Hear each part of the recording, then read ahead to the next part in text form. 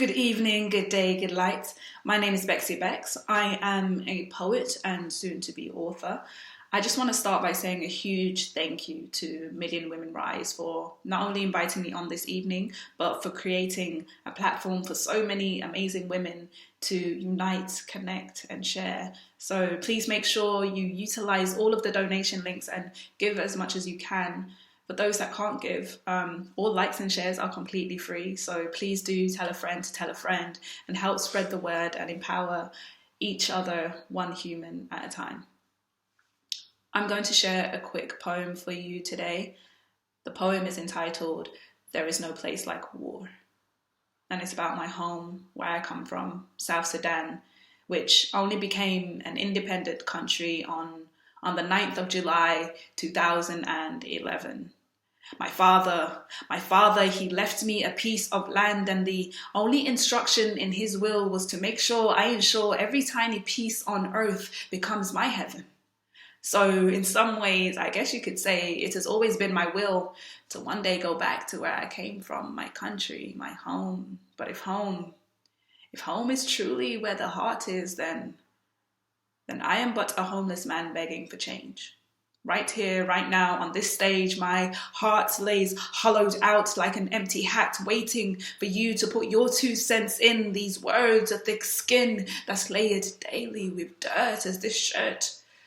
This shirt does nothing to protect me from your cold stares as the world stares on in silence. If violence is the last refuge of the incompetent, then my continent reeks of the illiterate, these idiots.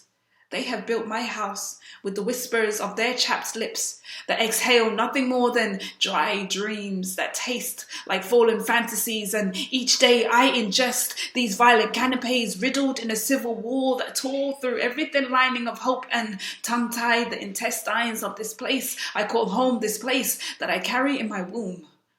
This place that was allowed to gestate for only 730 days before rebirthing this premature nation of displaced children with casket wooden fathers. There is nothing harder than a mother forced to bury her own kin. There is no martyr that can justify the killings that they've carved into the hieroglyphics of my history. And these killings, they have rewritten my love language. And I can only touch upon words that affirm the dishonest acts of servicemen that swore to protect, but were never really there. It's funny how you swore to protect, but in retrospect, you never once gave a fuck about any oath to the kingdom's crown. When the militia came around, where were you when the rebels burnt down my mother's town? What about the ashy gums that bled on thick soil when those faces hit the ground of this place that I call home? This place where turmoil is the paint we use on canvases with bloody fingers, where naked bodies lay in rivers. My mother's neighbors, they would give her nieces to carry on her back, nephews under her arms as the firearms would crack against the water. I am my mother's daughter, but I can't help but wonder she might have been dead if she were mine, because my spine would have been broken had I been chosen to do the things that she did.